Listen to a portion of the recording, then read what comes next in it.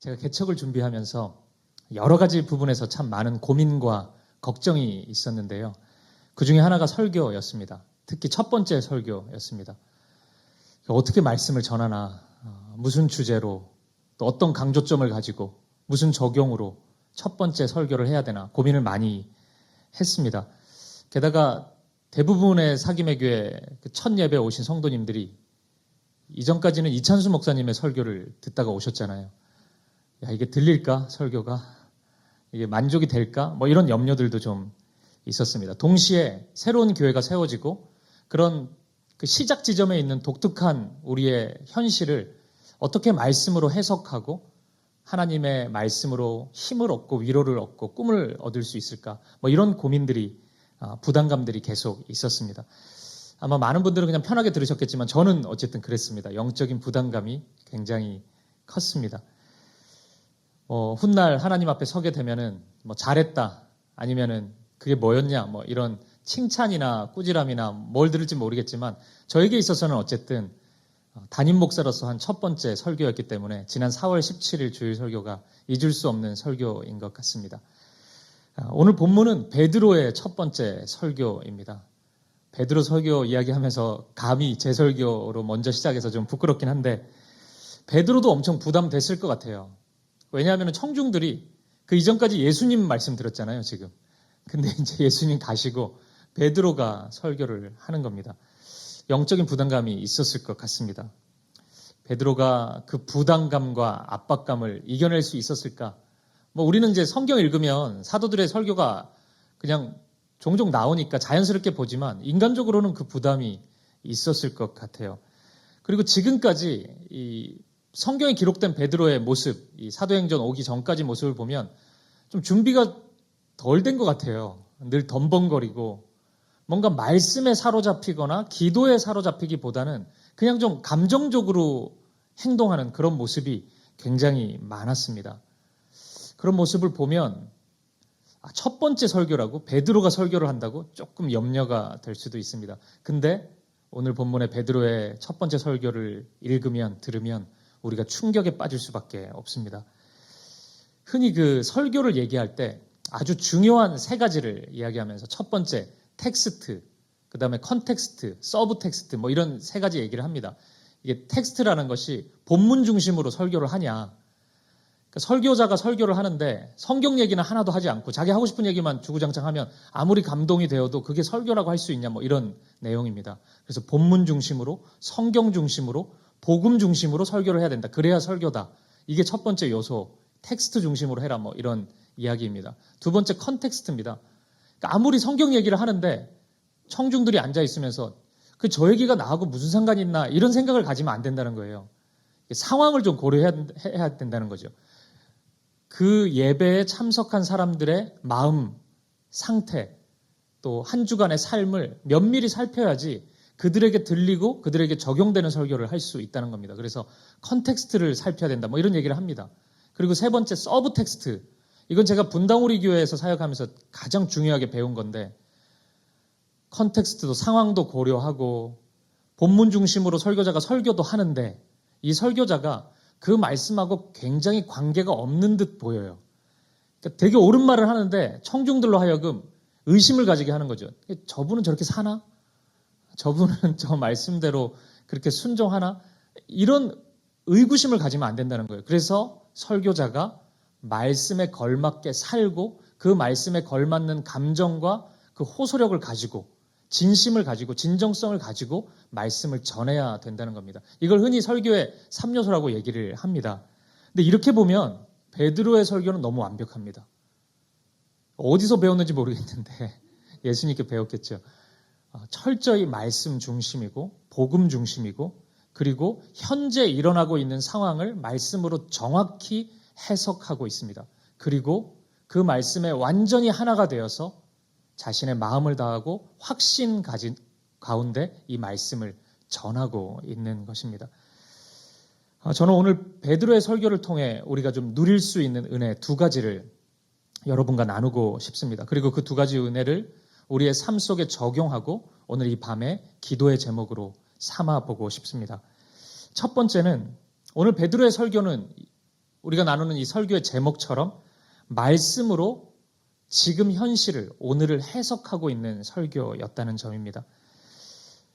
막 방언으로 기도하고 있었어요. 성령이 임하니까. 근데 사람들이 세술에 취했다, 포도주에 취했다라고 조롱하고 있습니다. 베드로는 그것이 아니다, 우리가 술 취한 것이 아니다 라는 것을 항변하는 것으로 이 설교를 시작합니다. 그러면서 읽어주는 본문이 구약성경 요엘서 2장 28절부터 32절 말씀을 본문 삼아서 청중들에게, 모여있는 사람들에게 이 말씀을 읽어줍니다.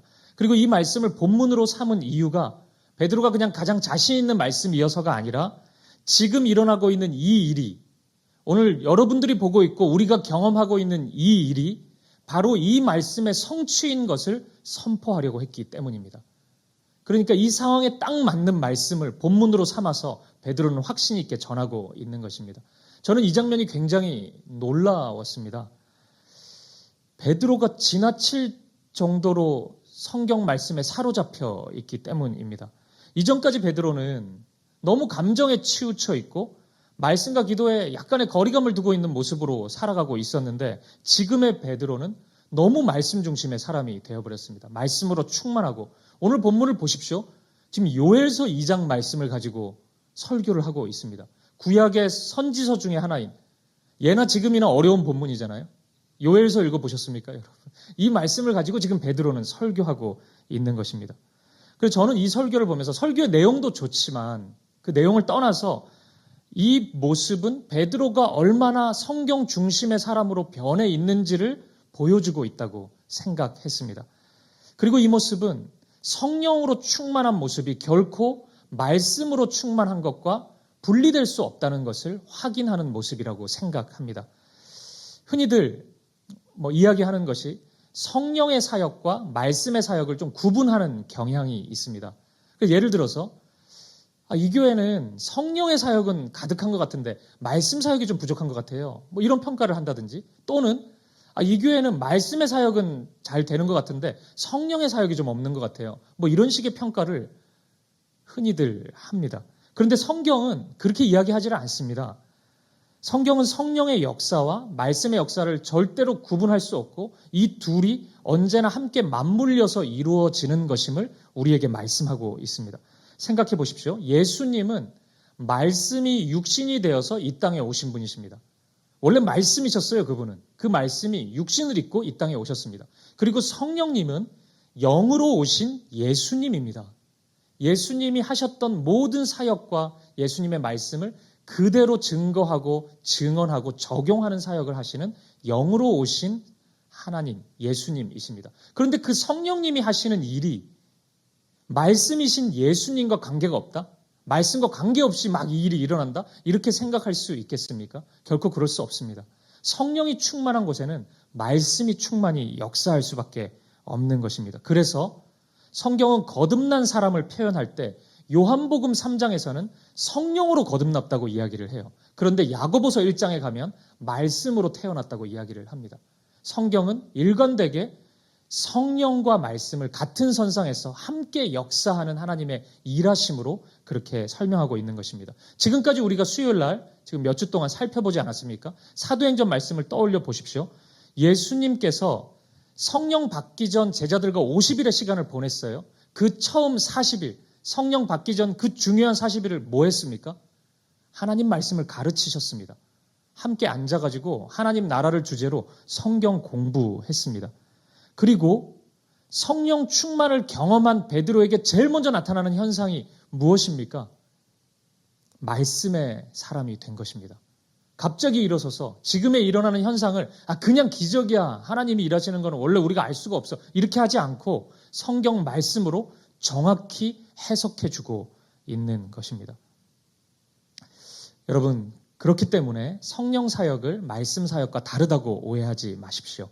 성령께서 우리 안에 거하신다는 것은 하나님의 말씀을 들리게 하는 일을 하신다는 거고, 그리고 그 말씀이 나의 이야기가 되고 나의 삶이 될 수 있도록 하나씩 적용해가는 사역을 하신다는 의미입니다.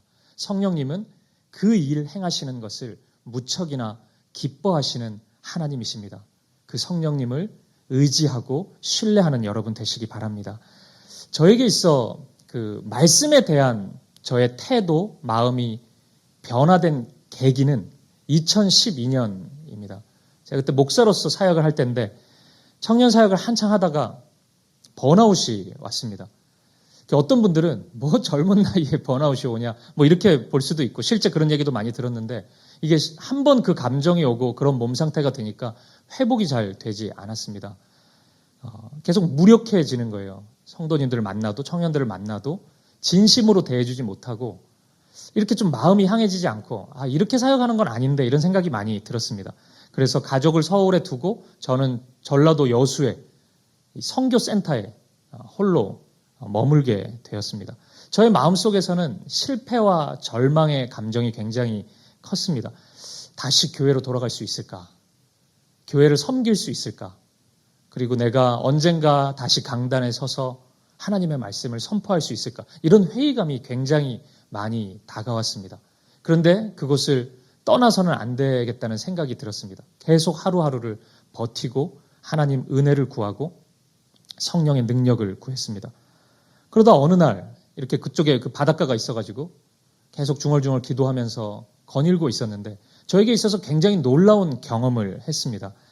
하나님의 말씀이 저에게 다가와서 그 말씀이 새겨지고 제가 그 말씀 안으로 들어가서 하나님의 말씀인 성경이 하나하나 저의 이야기가 되는 것 같은 경험을 했습니다. 뭐 어떤 분은 늘상 하는 경험 아닌가 이렇게 생각할 수도 있지만 저에게 있어서는 그 순간이 굉장히 신비스럽게 다가왔습니다. 예수님을 3번이나 모른다고 부인했던 베드로가 부활하신 예수님께 가지를 못하잖아요. 이게 실패감이 좀 있었죠. 그래서 갈릴리 바닷가에 고기나 잡으러 가고 그때의 기분, 그런 그 베드로의 말, 베드로의 행동, 그런 하나하나 이야기와 행동 속에 나타나는 그 마음, 이런 것들이 이렇게 다가오기 시작하는 거예요. 그래서 고기를 잡으려고 앉아있던 그 베드로의 마음, 그때 베드로가 마주했던 그 밤한기, 이런 것들이 저에게 그대로 다가오는 것 같았어요. 제가 바닷가를 거닐면서 그 베드로의 상실감과 실패감, 베드로의 심정, 베드로가 예수님 앞에 나아가지 못했던 그 마음, 그런 것들이 하나하나 저의 이야기가 되기 시작했습니다. 사도행전 9장에 보면 우리가 몇 달 뒤에 아마 보게 될 텐데 이 바울이 원래 예수님 믿는 사람들 핍박했던 사람이었거든요. 근데 다메섹 도상에서 예수님을 만나고 예수님의 말씀의 빛에 강타당해가지고 3일 동안 앞을 보지 못하는 경험을 하게 됩니다. 굉장히 두려웠을 거예요. 앞을 못 봐요, 갑자기. 그 심정, 갑자기 앞이 보이지 않고 모든 것을 잃어버린 것 같은 그 상실감, 그 무기력함, 그 두려움, 그런 것들이, 그 마음이, 바울의 심정이 저에게 다가오기 시작했습니다. 그날 저에게는 저의 이야기, 베드로의 갈릴리 바닷가 이야기가 저의 이야기였고 바울의 다메섹 도상의 이야기가 저의 이야기로 다가왔습니다. 그리고 그날의 경험은 말씀을 대하는 태도를 바꾸게 해 주었습니다. 뭔가 그 뜨거움 속에서 이전까지 저는 예나 지금이나 말씀은 솔직히 많이 봤습니다. 그건 자랑이 아니고 말씀은 좋아했어요, 제가. 근데 사역자가 되고 나서 말씀을 항상 많이 봤는데 늘상 성경을 공부하려고 하거나 아니면은 설교를 전하기 위해서 그렇게 말씀을 많이 연구하고 봤습니다. 근데 그날부터 좀 달라졌어요. 저의 이야기가 되고 무슨 성경을 읽어도 나의 이야기고 나의 마음이고 나의 죄악이고 나의 교만함이고 이렇게 다가왔습니다. 그래서 저는 이날 밤을 늘 이렇게 표현합니다. 그날의 여수 밤바다가 저에게 예수 밤바다였다고 이렇게 이야기를 합니다. 오늘 베드로가 설교한 요엘서도 마찬가지 내용을 담고 있습니다. 성령의 충만으로 이야기하지만 어느 순간 말씀의 이야기를 하고 있습니다. 오늘 본문 2장 17절 18절 말씀을 우리가 다시 한번 읽어보도록 하겠습니다. 함께 읽어보죠. 시작. 하나님이 말씀하시기를 말세에 내가 내 영을 모든 육체에 부어주리니 너희의 자녀들은 예언할 것이요 너희의 젊은이들은 환상을 보고 너희의 늙은이들은 꿈을 꾸리라. 그때 내가 내 영을 내 남종과 여종들에게 부어주리니 그들이 예언할 것이요. 아멘. 굉장히 많이 들어본 말씀이죠. 요엘서 중에 제일 익숙한 말씀입니다. 찬양을 많이 불러가지고 다른 거는 안 읽어봤는데 이 말씀은 좀 익숙합니다. 요엘은 하나님의 마지막 때 당신의 영, 우리는 이게 성령 하나님인 것을 알죠. 모든 사람에게 부어줄 것이라고 그렇게 말씀합니다. 그 결과 자녀들이 예언할 것이고 젊은이들이 환상을 보게 될 것이고 늙은이들은 꿈을 꾸게 될 것이다. 그리고 모든 남자와 여자, 모든 사람들이죠. 모든 이들이 예언을 하게 될 것이다. 그렇게 말씀합니다. 우리는 흔히 이 말씀을 보면서 예언이 나오니까 이 예언을 뭔가 미래를 얘기하는 그런 은사라고 생각합니다. 그래서 고린도전서 12장에 보면 예언의 은사라고 나오거든요. 그 은사가 있으면 얼마나 좋을까. 내가 미래를 다 볼 수 있을 텐데. 뭐 이런 식으로 생각하기도 합니다. 그래서 성도님들이 가끔 저에게 오셔서 뭐 이런 얘기 하실 때가 있습니다. 목사님, 제가 기도원 갔다가 예언 사역하는 분 만났는데 이런 기도를 해주셨어요. 우리 딸이 사귀는 여자애가 있는데 결혼하면 큰일 난다고 그렇게 예언 기도를 해줬어요. 그래서 헤어지게 하려고요. 뭐 이런 얘기를 하세요. 그리고 또 뭐 어떤 예언 기도 하시는 분한테 갔더니 우리 아들 절대 재수시키지 말라 그러는데 어떻게 해야 되죠? 성적은 안 나왔는데 뭐 이런 식으로 얘기하기도 합니다. 근데 여러분 생각해 보십시오. 구약에 수많은 선지자가 나오잖아요. 예언자가. 그런 예언자들이 이런 식의 예언을 하는 거 봤습니까? 이사야가 나와가지고 둘이 결혼하지 마. 아들 이렇게 하지 마. 예레미야가 뭐 그런 얘기하는 거 봤습니까? 분명히 예언자잖아요. 엘리야가 그런 거 합니까? 성경의 예언자들은 그 어느 누구도 그런 식의 예언을 한 적이 없습니다. 미래를 얘기하는 경우는 있었지만 그런 경우는 언제나 구원의 이야기, 구속의 이야기, 예수 그리스도를 미리 보여주는 그런 말씀들만 미래의 관점에서 얘기를 했지 구약에 있는 성경에 있는 수많은 예언자들이 그런 식으로 미래를 전보듯이 얘기하는 경우는 없었습니다. 오늘날만 그런 사람들이 있는 거지 성경은 절대 없었습니다. 성경이 말씀하는 예언은요, 이 예자가 미리 예자가 아닙니다. 그렇게 이해하면은 성경의 예언을 잘못 이해하는 겁니다. 우리가 그 예금하다고 할 때 있잖아요. 맡겨둔다는 그 의미의 예자, 그게 정확합니다. 그러니까 말씀을 맡겨둔다는 것입니다. 그래서 성경의 예언자들은 뭐 미래든 과거든 하나님이 맡겨주신 말씀을 그대로 전하는 사역을 한 것입니다. 미래를 전보듯이 막 맞춰주고 내가 기도해보니까 뭐 부부 사이가 안 좋거나 뭐 아들이 이렇거나 결혼하거나 말거나 그런 지극히 사적인 얘기를 한 게 아니고 하나님의 말씀을 그대로 본인이 적용하고 사람들에게 선포했던 말씀 사역자였던 것입니다. 오늘 요엘의 말씀도 마찬가지입니다.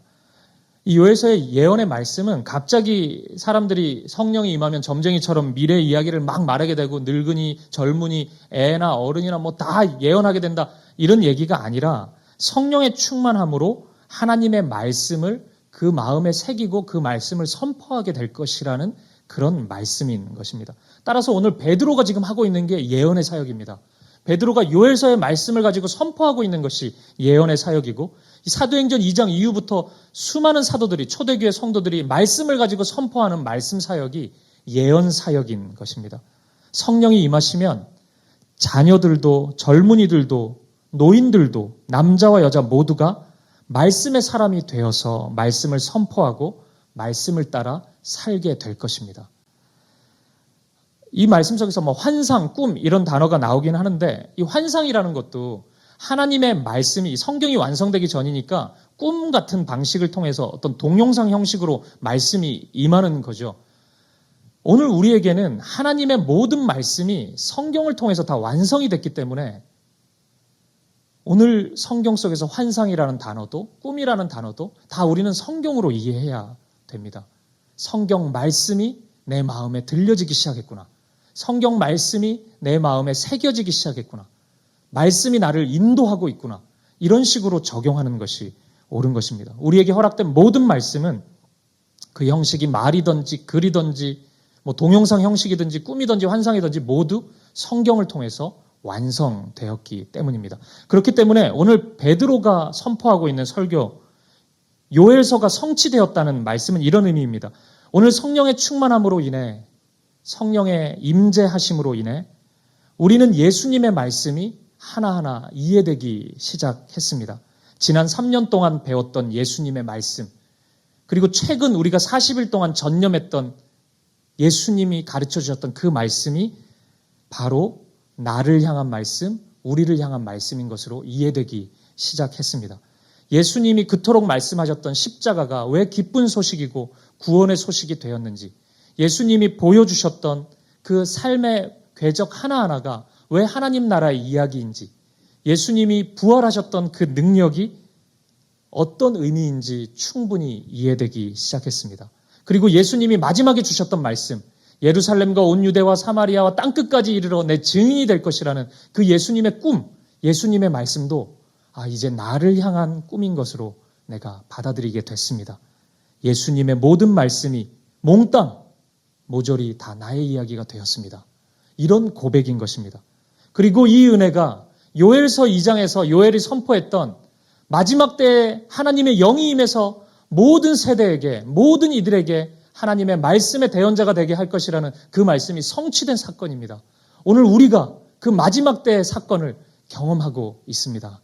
그렇게 설교하고 있는 것입니다. 그리고 이 축복은 오늘 베드로와 제자들만 누리는 축복이 아니라 베드로의 설교 이후에 모든 성도들, 예수 그리스도를 주라 고백하는 모든 성도들이 누릴 수 있는 은혜이자 축복인 것입니다. 사랑하는 여러분, 저는 여러분 모두가 말씀의 사람이 되기를 축복합니다. 하나님의 말씀이 매일같이 나의 이야기가 되는 경험, 하나님의 말씀이 나를 향한 말씀, 나에게 적용되는 말씀, 우리 가정을 향한 말씀, 내 자녀를 향한 말씀이 될 수 있기를 바랍니다. 그리고 내 삶 가운데 일어나는 모든 일들을 하나님의 말씀으로 해석할 수 있고 하나님의 말씀으로 조명받을 수 있는 그런 여러분들 되시기를 간절히 축복합니다. 그리고 오늘 베드로의 설교에서 발견되는 두 번째 은혜는 우리 인생을 향한 하나님의 온전한 선물이 우리 모두에게 허락되었다는 점입니다. 그리고 그 선물은 바로 예수 그리스도입니다. 오늘 본문 19절과 20절 말씀을 한 번 더 읽어보도록 하겠습니다. 같이 읽어보겠습니다. 시작. 또 내가 위로 하늘에서는 기사를, 아래로 땅에서는 징조를 베풀리니 곧 피와 불과 연기로다. 주의 크고 영화로운 날이 이르기 전에 해가 변하여 어두워지고 달이 변하여 피가 되리라. 아멘.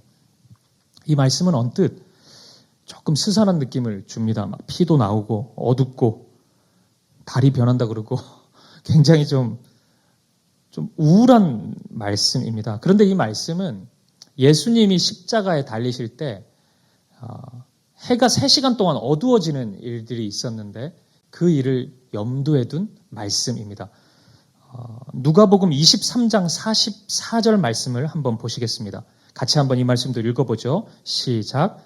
때가 제6시쯤 되어 해가 빛을 잃고 온 땅에 어둠이 임하여 제9시까지 계속하며. 아멘. 요엘서의 말씀과 동일한 말씀입니다. 예수님의 십자가가 요엘이 선포했던 마지막 때에 이런 일이 일어날 것이다 라는 그 말씀과 고스란히 겹치고 있습니다. 그래서 베드로의 설교 마지막 부분은 이런 겁니다. 요엘서에 나타나는 그 마지막 징조, 하나님의 뜻이 일어나는 그 마지막 기적은 우리가 기다려야 되는 기적이 아니고 어느 시점이 되면 미래에 나타나는 기적이 아니고 예수님, 우리가 보았던 그 예수님의 십자가에서 다 이루어진 것입니다. 예수님이 모든 성경의 계시의 완성이 되신 분이십니다. 그것을 베드로가 요엘서의 말씀을 가지고 선포하고 있는 것입니다. 조금 더 구체적으로 설명해 보겠습니다. 구약에 엄청난 양의 말씀이 기록되어 있지 않습니까? 성전을 건축하는 이야기도 있고 예배의 방식, 제사의 방식 굉장히 다양합니다. 그리고 이스라엘의 역사 속에서 수많은 에피소드들이 다 있습니다. 근데 그 모든 이야기가 실은 한 곳을 향하고 있는데 그분이 바로 예수 그리스도라는 사실입니다. 구약에 나타나는 모든 은혜의 이야기들, 부분적으로 나타났던 기도의 응답들, 하나님의 선물들, 이 모든 것이 실은 다 예수 그리스도를 통해서 완성되었다는 것입니다. 출애굽을 하는 모습도, 구약의 수많은 제사의 종류에 따라서 하나님 앞에 나아가야 됐던 것들도, 이스라엘 백성들이 받았던 하나님의 말씀들, 십계명의 말씀, 이런 모든 말씀들도 다 예수님을 보여주는 그림자였습니다.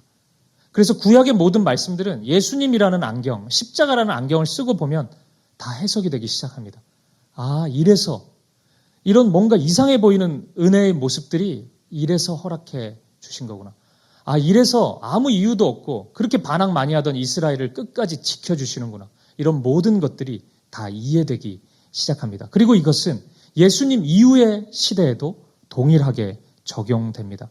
예수님 이후 모든 사람들이 방황할 때마다, 길을 헤맬 때마다 찾아가야 될 나침반과 같은 분이 바로 예수님이십니다. 예수님 십자가입니다. 모든 인생을 살다 보면 수많은 질문들을 가집니다. 진리에 대한 질문, 선과 악에 대한 질문, 무엇이 행복이고 무엇이 불행인지에 대한 질문, 내가 건강을 잃었을 때, 내가 원하는 일들이 일어나지 않았을 때 가지는 모든 의문들, 그 인생이 가지는 모든 질문에 대한 답이 예수님께 향해 있다는 의미입니다. 그래서 어떤 모습 속에서 가지는 질문도 그 정답은 예수님이고 그가 걸어야 될 길은 예수님의 십자가의 길인 것입니다. 따라서 오늘 본문 마지막 절인 21절에 나오는 누구든지 주의 이름을 부르는 자는 구원을 얻으리라.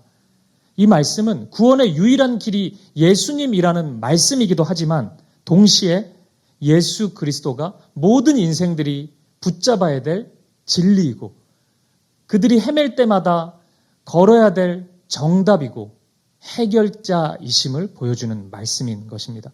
보십시오. 사도행전 2장까지 우리가 지금 오고 있는데 예수 그리스도로 인해서 제자들이 완전히 바뀌어 버렸습니다. 1장 시작할 때만 해도 예수님의 제자들은 두려움에 사로잡혀 있었습니다. 실망과 절망으로 실패로 주저앉아 있었습니다. 아무런 꿈이 없었습니다. 뭘 해야 될지 모르고 있었습니다. 3년 동안 즐겁게 예수님 따라다녔는데 십자가 죽음 이후에 부활 이후에도 제자들은 무엇을 해야 할지 갈팡질팡하고 있었습니다. 그런데 예수님의 십자가가, 예수님의 말씀이, 예수님의 꿈이 제자들의 삶을 송두리째 바꾸어 버렸습니다. 그래서 누구든지 주의 이름을 부르는 자는 구원을 얻으리라 이 말씀은 단순히 우리가 천국에 가는 열쇠로만 받아들이는 말씀이 아니라 어떤 상황 속에서도 적용되는 것입니다. 죄에서 자유케 하시는 능력이 예수님께 나왔다면, 십자가에서 나왔다면, 죽음에서 생명으로 인도하는 그 능력이 십자가에서 발휘되었다면 우리가 겪는 인생 속에서의 모든 상황도 예수님의 십자가가 다 포괄할 수 있는 것입니다. 따라서 이 말씀은 이렇게 적용될 수 있습니다. 누구든지 주의 이름을 부르는 자는 회복되리라. 누구든지 주의 이름을 부르는 자는 꿈을 꾸리라. 누구든지 주의 이름을 부르는 자는 살아나리라. 우리의 삶의 순간순간마다 이 말씀을 이렇게 적용할 수 있는 것이고 베드로는 그 꿈과 비전을 모든 이들에게 선포하고 있는 것입니다. 사랑하는 여러분, 말씀을 마무리하겠습니다. 오늘 두 가지를 나누었습니다. 베드로의 이 짧은 설교 속에 너무나 아름다운 진리들이 다 담겨져 있습니다. 성령은 우리를 말씀의 사람으로 만들어 줍니다. 성령이 충만한 사람은 말씀을 나의 이야기로 읽을 수 있는 사람입니다. 이것이 얼마나 큰 능력인지 경험해 본 사람이 압니다. 말씀을 읽을 때마다 나의 삶에 적용되기 시작하고 나의 이야기가 되기 시작하고 내 삶의 문제를 해석해내기 시작하고 하나님의 뜻을 발견해내기 시작하는 것입니다. 성령이 그 일을 이루십니다. 성령이 우리 안에서 하나님의 말씀을 살아나게 하십니다. 오늘 이 밤에 우리가 성령 충만을 다시 한번 구해야 할 것입니다. 성령의 사람이 되게 해달라고 구해야 될 것입니다. 그리고 그 기도는 곧 우리가 말씀의 사람이 되게 해달라는 간구가 될 것입니다. 이 밤에 성령께서 이곳에 있는 모든 젊은이들을 말씀의 사람이 되게 할 것입니다. 모든 부모 세대들을, 모든 자녀들을, 모든 형제와 자매들을 하나님의 말씀의 사람이 되게 하실 것입니다. 말씀으로 해석되게 할 것이고 말씀에 빠져들게 할 것이고 말씀을 붙잡고 살아가는 인생이 되게 할 것입니다. 그러므로 여러분 오늘 이 밤에 성령을 구하십시오. 성령이 내게 임재하시고 충만히 역사하시고 거하시도록 간구하십시오. 말씀이 살아나는 은혜를 경험할 것입니다. 그리고 오늘 말씀의 마지막 결론, 베드로가 했던 그 결론, 결국 예수 그리스도입니다. 구약의 말씀도 신약의 말씀도 결국은 예수 그리스도를 향하고 있습니다. 이 말은 곧 인생의 모든 문제의 근원이 되는 구원이 예수님으로부터 이루어졌기 때문에 우리가 겪는 모든 아픔, 모든 슬픔, 모든 어려움도 예수 그리스도를 통해 해결받을 수 있다는 의미입니다. 강구하십시오. 갈등하고 있는 이 순간 십자가를 결정하도록, 십자가의 길을 걸을 수 있도록, 여러분, 그것이 진리입니다. 그것이 승리하는 길입니다. 주님, 십자가가 나를 죄에서 생명으로 구원한 능력이 되었다면, 내가 그것을 믿고 있다면 주님, 성령님, 내 인생 속에서 매사에 십자가의 길을 걷고 한 번도 흐트러지지 않고 주님 앞에 서는 날까지 십자가를 지고 주님 따라 그 길을 걷게 하여 주시옵소서. 그렇게 기도하는 오늘 이 밤이 되기를, 저와 여러분의 인생의 걸음걸음 되기를 주님의 이름으로 간절히 축복합니다. 우리 같이